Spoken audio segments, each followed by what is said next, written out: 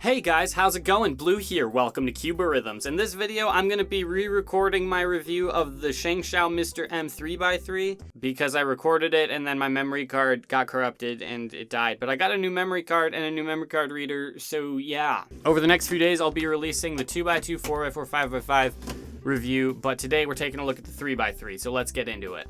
So the Shengshou Mr. M 3x3 is a $10 3x3. It was released March 28th of 2018.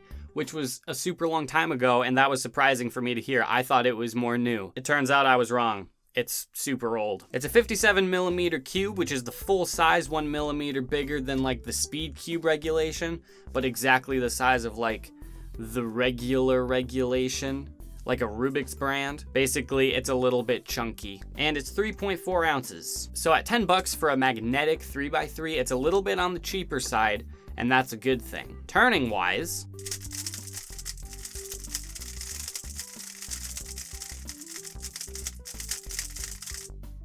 it's actually pretty gosh darn awesome. It has a unique feeling to other Shengshou puzzles and other speed cubes in general. It has a very rigid feeling. It feels very, very durable and strong. Like I could throw it at a brick wall and it would explode through that brick wall and hit an iron man on the other side and bust through that. And then it would fly all the way across the ocean and explode through the Great Wall of China, and then keep going, and then explode through a big boat, and keep going and land back in my hand.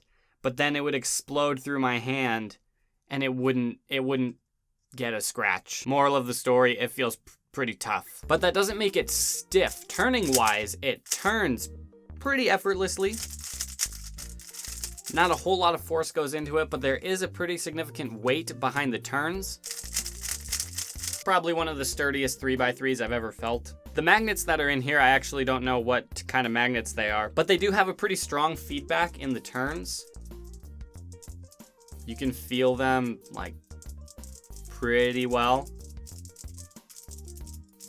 Which normally I don't like, but this one kind of gets a pass because it still feels really good. I think the strong magnets also plays into the durable feeling. Hey, if you guys are liking the video so far, give it a like. Thanks. Corner cutting wise, it struggles to do 45. It can do just over one piece with a little bit of force, just under 45, but going to exactly 45, no. And reverse wise, not outstanding. That's like half a piece, not quite. Yeah, reverse corner cutting is a little bit lacking. Okay, it's about half a piece. A little bit less than half a piece, which for a 3x3, that's below standard and a little bit disappointing. Which again, I think that the lack of corner cutting and the fact that there are places that it gets a little bit stuck also plays into the sort of rigid, tight durableness. And it's not that the cube is tight. I mean, I guess that's a little bit tight. Taking a look at the mechanism, first of all, the internals are primary plastic, which I think gives the cube a very nice presentation, and is also, I think, the first Shengshou 3x3 to do that. Anyway, here's the edge piece. It's pretty blocky. The hook at the end is pretty minimal, pretty small, pretty simple design, I think. And then here's the corner, so yeah. And they fit together right like that. Hey, I wanna see a magic trick? What the heck? How am I doing that? That's how magnets work. If you haven't already picked up on this, I think this is a very stable puzzle. I think I could drop it on the sidewalk or chuck it against the sidewalk and it would probably leave a crack in the sidewalk and then bounce up into space and explode through the International Space Station and go all the way across all the planets, do a quick ring around Saturn, and explode through the icy material that is Pluto, which is not a planet. It's a part of the Kuiper Belt. I watched a CGP Grey video about it. I haven't experienced any pops on this puzzle before, and I don't think I would. Again, the mechanism is pretty strong, and the magnets hold everything together, and it's tight enough that pops not even close. There are some lockups from time to time because of bad corner cutting. It makes the flow between turn to turn. I need to be a little bit more careful to be accurate, and sometimes it kind of stutters, but it's okay. The stickers are pretty good. They're holding up really, really well, and I like them. The shades are nice. They contrast well. They're not exactly the standard like Moyu and Chi and what everybody else has.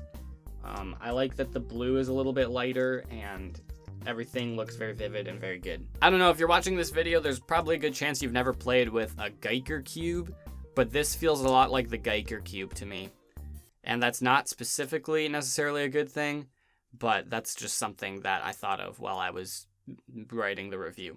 Overall, would I recommend it? Yes, I would. $10, I think that that's a good price. I think you are getting more quality than what you pay for here. This definitely feels like a cube that could hold up for a very, very long time for a very, very high amount of solves. $10, I think it's definitely worth it. If you do decide to pick up this 3x3, be sure to do it from SpeedCubeShop.com, and don't forget to use the discount code RED_BLUE at checkout. Thank you all so much for watching this video, and I will see you guys tomorrow when we look at the 2x2. Thanks, bye.